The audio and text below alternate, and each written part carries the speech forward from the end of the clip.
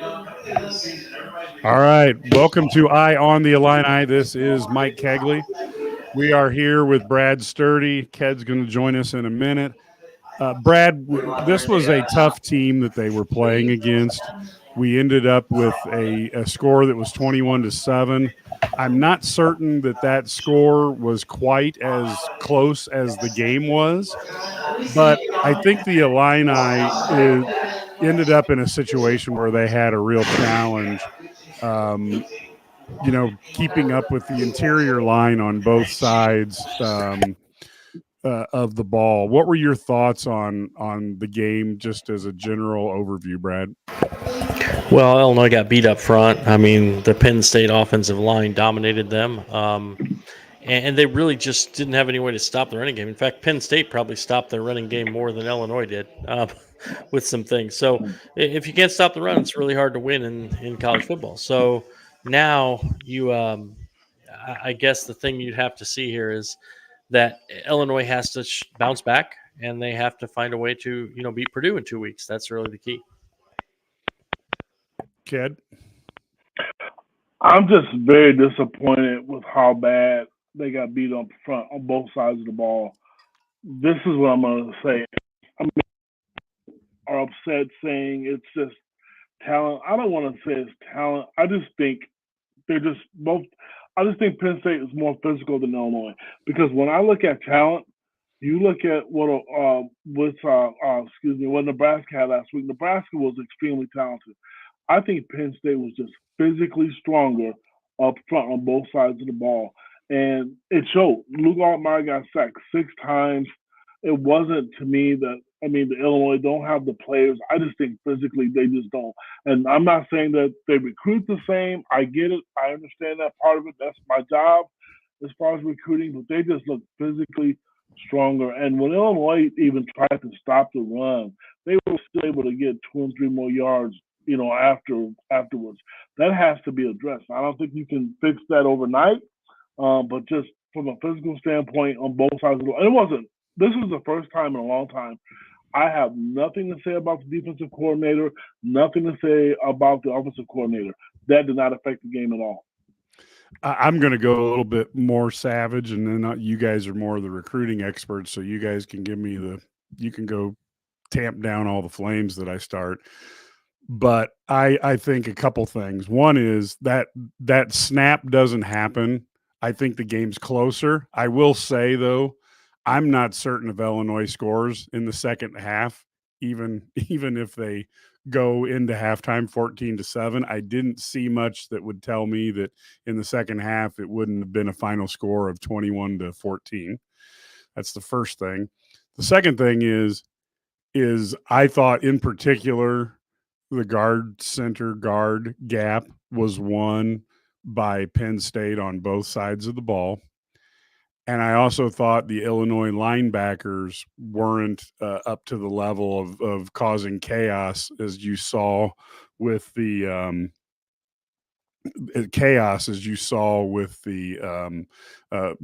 State linebackers. So to me, this is something that we've got to figure out a way to get more when it comes to the NIL funds and recruiting.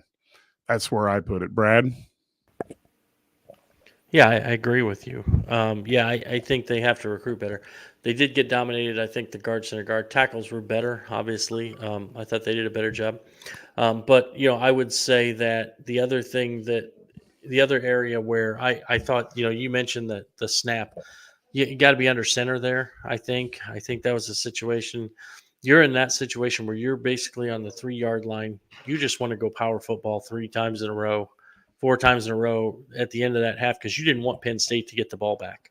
So I didn't quite understand the logic there. I know you wanted to end the half with either scoring a touchdown or a field goal, and likely a touchdown. And then I think you go into halftime with the lead. Does it change the game in the sense that they still may not have scored more than 14 points? Probably not, because I didn't see anything offensively. But this is the sad part about this game is with Penn State missing the 2 field goals, and Illinois legit had a chance they had a couple of plays that they could have made to win this game. And so I do agree that, they don't have the athletes at the interior line, and also linebackers are just too slow. But what I do see is a team that will compete with about anybody, because I think Penn State's defense is really, really good, and they have playmakers on offense as well. Kid?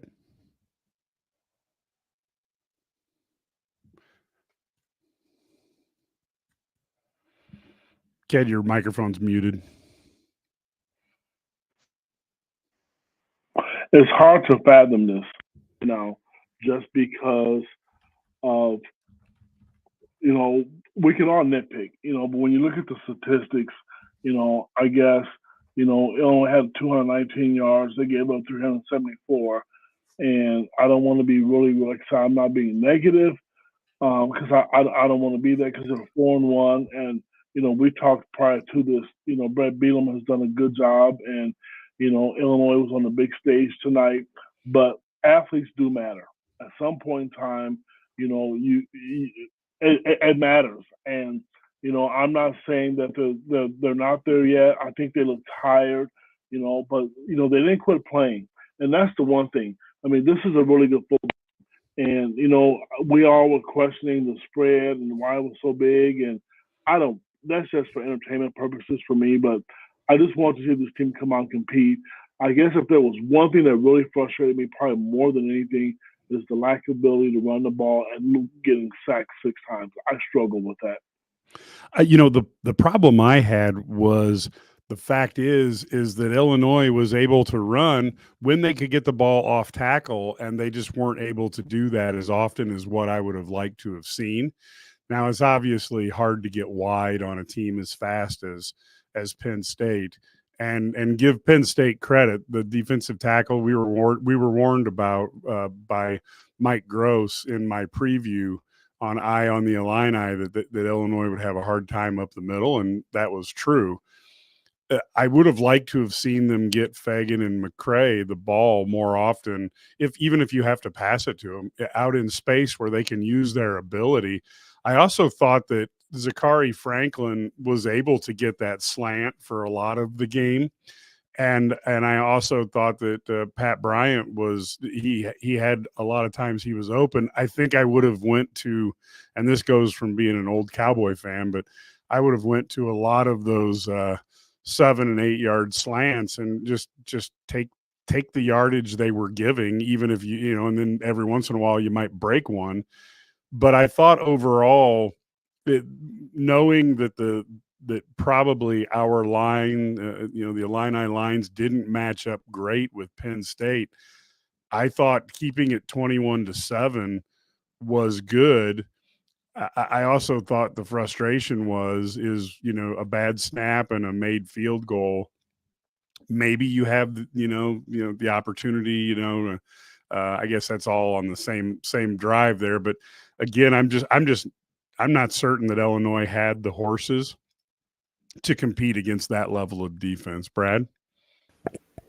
Yeah, I think it does come down to players. The one thing I'd like to see Illinois do a better job of is I thought a lot of the swing passes to the backs were effective, whether it was Fagan, whether it was McCray. A couple of good plays there. I thought that throwing over the middle was fairly effective. But I thought there were some man-to-man options where they got so much pressure on Altmaier before he could even throw against man-to-man. Couldn't even get the ball down the field because he's got a guy in his face before he can even do anything. They have to be able to find a way to protect him, because he can't take hits like that consistently and expect to win. Now, I thought Aaron Henry did a pretty good job this game defensively, because they were overmatched. I mean, they moved Illinois' line every play, 5 yards. I mean, it's like 3 or 4. I think the best thing that happened to Illinois that was Penn State when they threw the ball. Because I think Penn State should have just lined up and ran it every play. I mean, it was insane how many yards they're getting. And the other thing that you noticed was every tackle Illinois made, the guy would carry them forward. Like, those running backs carried them forward 3, 4, 5, 6 yards on a lot of plays. And that is that's a killer. I mean, just if you're making contact, yards after contact were just huge. And so I think that comes back to size, strength. They just look bigger. They look bigger. They look faster. They look stronger. And that's the reality. What Brad just said is exactly what I was saying. They just, you would hit them and they would get 4 or 5 more yards. They didn't just fall down. I just think that is a sign of just strength. And, a lot of people are just happy with the fact that they covered, and we're talking about like the final score. But just imagine if the ball doesn't go over Luke's head. I think they score. I think that at least they get a field goal or at least 7 points because, what were they, 36 for 36 in the red zone coming into the game? So that was a huge play because then you go into halftime up 14-7. Then if you lose 14 to 21. Not that a loss is a loss, whether it's by 14 points or 1 point. I just think this game, it got out of hand, and I think the crowd, I think it affected some of the younger players. I think, that's going to be, something that they need to learn because it's only going to happen to them again when they go on the road to some of these other places. But you can't be mad, I guess, because of they lost. In a typical Illinois year, this is a 45-0 game, and that didn't happen tonight.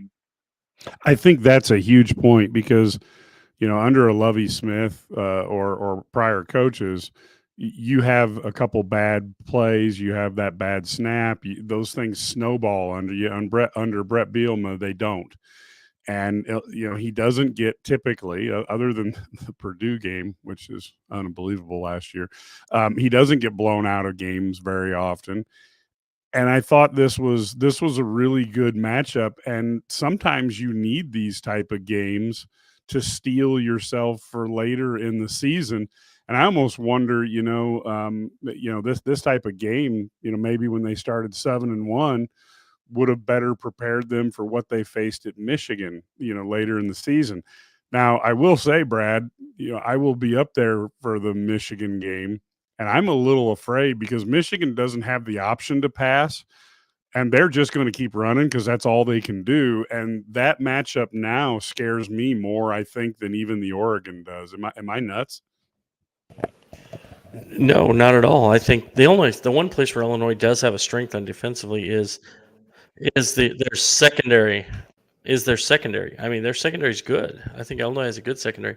The problem Illinois has is that they struggle at the front seven, against them. So, yeah, I think that I'm with you, but I do think Illinois can move the ball against like an Oregon team defensively. I think that they will move the ball against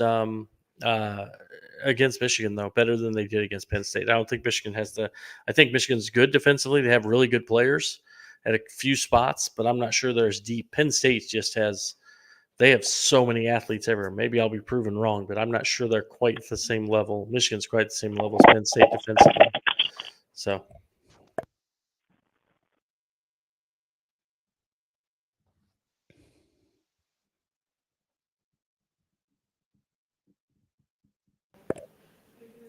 Ked? I just think from a secondary standpoint, Brad is right. I mean, they can hold their own. I just don't.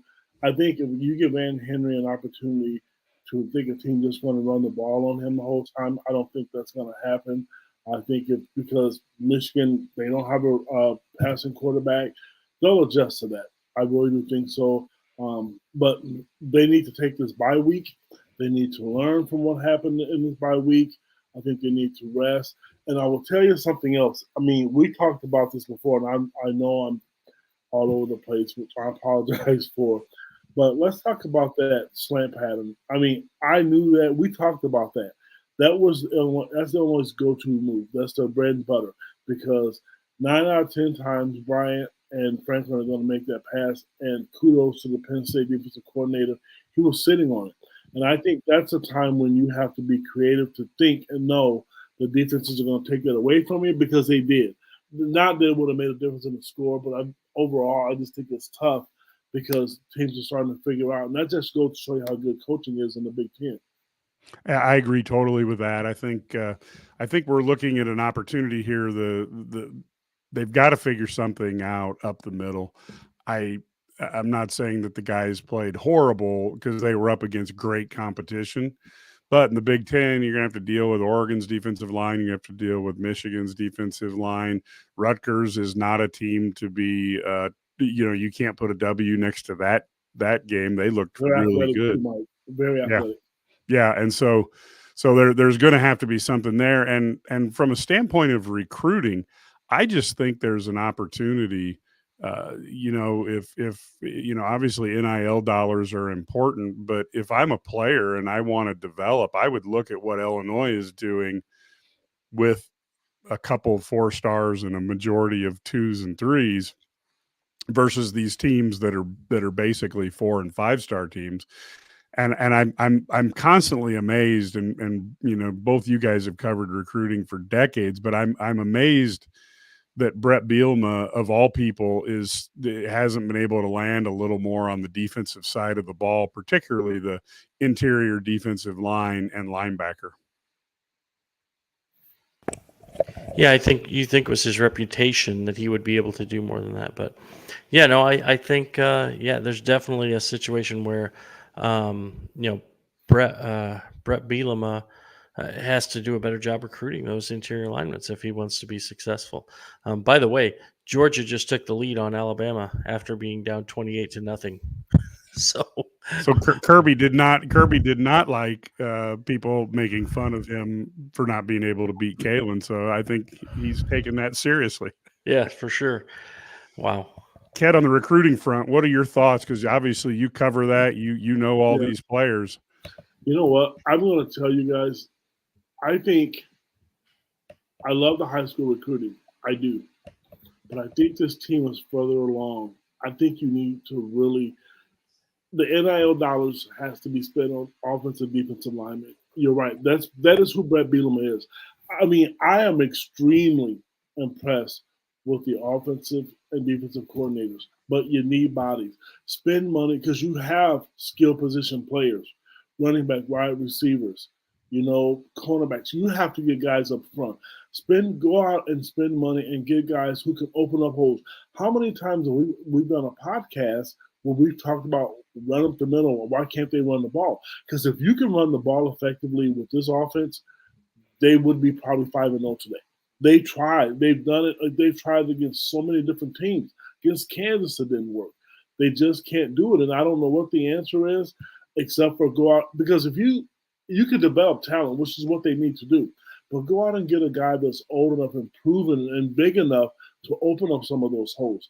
That's what's hurting them, in my opinion, on both sides of the ball. Recruiting is great, and you have to have high school recruits. I'm all for that. But the NIL game, to me, and I've said this before, it has put Illinois in the position to be competitive with the rest of the Big Ten. Luke Altmaier, you got him out of the transfer portal. Franklin, you got him out of the transfer portal. These are all difference makers who start that you got out of the transfer portal. And there's no shame in doing it because it's legal and everybody else is doing it. Yeah, I think that's a good point because you really do need to. I think the transfer portal is where you plug holes and you take care of recruiting misses, so to speak, not female, but misses like you missed. And I think that's why Clemson struggles when they play the top teams because they don't fill those holes. And Georgia and Ohio State go out and get somebody else's 5-star who didn't get a chance to play, and they put them in their system and go, hey, look at that. That works. And I do think that's a key. And I go back to looking at the offense. I thought in the first half in particular, I thought Lunny did a really good job. And I wonder if for the rest of this year, does Illinois evolve into a team that passes so they can run instead of a team that runs so they can pass, Brad? I don't know, but Alabama just scored 75-yard touchdown to take a lead on Georgia. So insanity. So they didn't try to run the ball. So no, I do think Illinois. I think their best playmakers are their two wideouts, and I think so. The problem they have is I don't think you can just drop back and do it because I don't think they have the offensive line. That's why Lenny has to mix it up. I think they have to be a little more balanced than they maybe want to be. But I do think that they need to throw the ball more on early downs. I thought that was effective early in the game, and I think that's a good thing. And not saying you have to throw it, the 7-step drops, but get it out, get that quick slant, get that 5-6 yard game, almost like, West Coast type style thing, from back in the day. Jeff, I heard Jay Lehman say it on the Big Ten Network, Mike, exactly what you just said. Illinois may be a team where you have to throw to set up the run. And there's nothing wrong with that. I mean, it's not. And I don't think there's anything wrong with Cade Fagan. People were questioning him. Now you can see why he couldn't run the football. Oh, I will tell you, Ked, did he nail that DB who picked up the fumble though? Holy cow. Yes. You know what's funny? When I saw that, I thought, wait a minute, this is an offensive player. But he's such a big specimen, and I guess looking at it and how many times we've done podcasts where we're upset, this team is 4-1. Nobody thought that was coming in. That what happened coming in. They went to Penn State and they battled. They battled against a team that was just physically and more athletic than them up front. That is it. I don't think there was anywhere else on the field. I thought Illinois was playing even football except for that. And you can't make the mistakes. You cannot have costly penalties. You cannot, hike the ball over the quarterback's head on the 5 or 6, 7 yard. You can't do those things, especially when on the road. But Illinois football, I don't want to say it's back, but your prime time 6:30, and you're playing against one of the best teams in the country on the road, and you lost by 14 points. Yeah, and I'll be honest with you, folks. Anybody who's been a longtime member of IlliniGuys, I'm not a person who makes a lot of excuses, but in this particular game, Illinois, I thought, played against a team. Look, people don't want to say this anymore, but Illinois played against teams better than they were, and they kept it close. And without a couple of their own mistakes, they might have been able to steal one. Yes. But you can't play a team that's better than you. And as Ked said, you can't have 9 penalties for 60 yards. You can't give up 6 sacks, and you can't turn over the ball twice without getting any turnovers back. I'm not saying they played bad. I actually thought for the overall what was going on, I thought the team actually played pretty well considering all those things. But now they've really tasted one of the best teams, because let's really look at it. At the start of the year, people thought the class of the Big Ten was Ohio State and Oregon, and then Penn State and maybe Michigan right behind those two. Right. So now they know what Penn State's like. They've got Oregon on the schedule, but there should be they've played at Nebraska. They've played at Penn State. Maybe Oregon is the team that they get the opportunity to upset, because they will have seen that. And I also give credit. Look, let's talk about Aaron Henry for a minute. After the Nebraska game, he flies down to Florida, has to go on Saturday to visitation and all those events around the tragic death of his sister. Sunday is the funeral. Flies back to Champaign, prepares for this, and puts everything into it. Well, now they've got a couple weeks. Barry Lunny is a smart guy. Brett Bielema is a smart guy, and they've got a week now to kind of retool. Brad, can we expect? And I would also think there's a little fuel in the fire going up against Purdue. Brad, can we expect maybe some changes and a fired up Illinois team?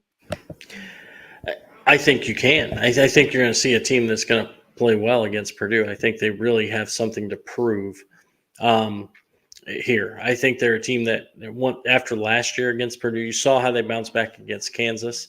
That was Purdue, I think, was the most embarrassing game last year. And so I do think you're going to see them, come back, have a strong performance. They got a week off now, bye week, which I think needed to come out 4-1. They've got to be happy with where they're at.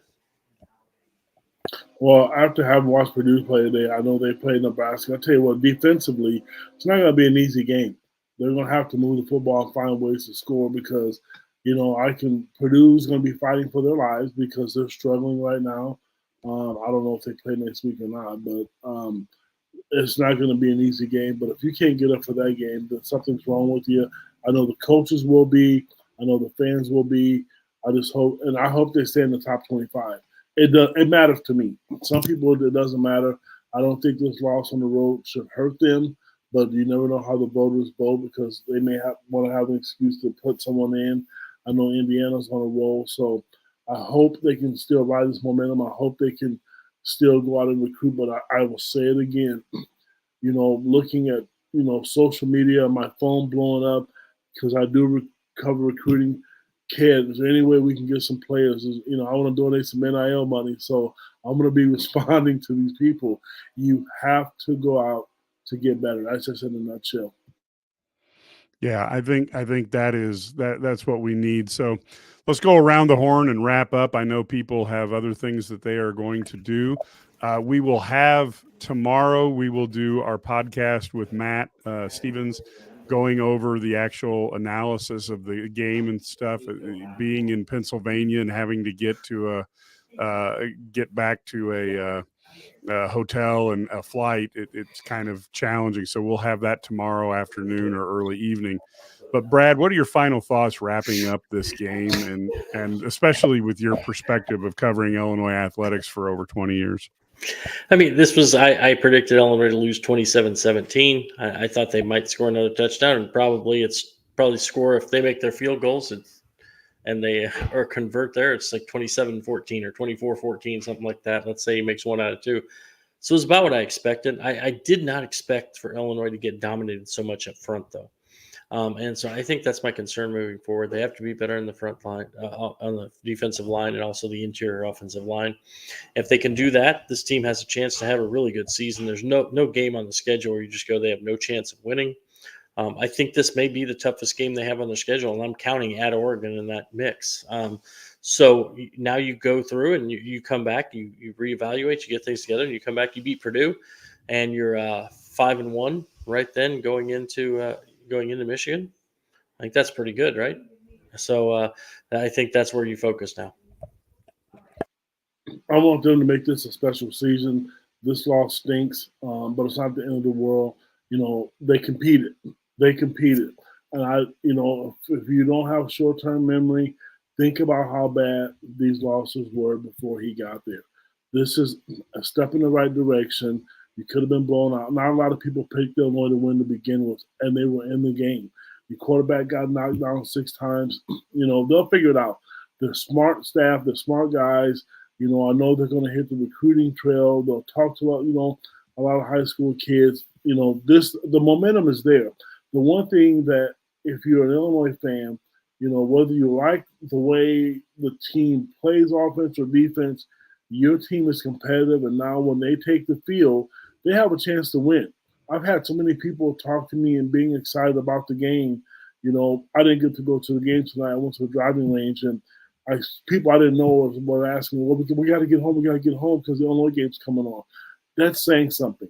So that's telling you that Brett has now made Illinois competitive, what people think about the program, and they're going to continue to move in the right direction. I mean, they just have a good group around them, and the players believe. I feel bad for them tonight, but at the end of the day, the sun's going to come up tomorrow. You just got to go compete and get the next one. Yeah, I totally agree. I really believe this team, I feel pretty good about what happened tonight. You can't be satisfied with a loss. I get that from a player standpoint, but my expectations were this was going to be a nightmarish game with 109,000 people there going crazy, and you're playing a team that's really, really talented.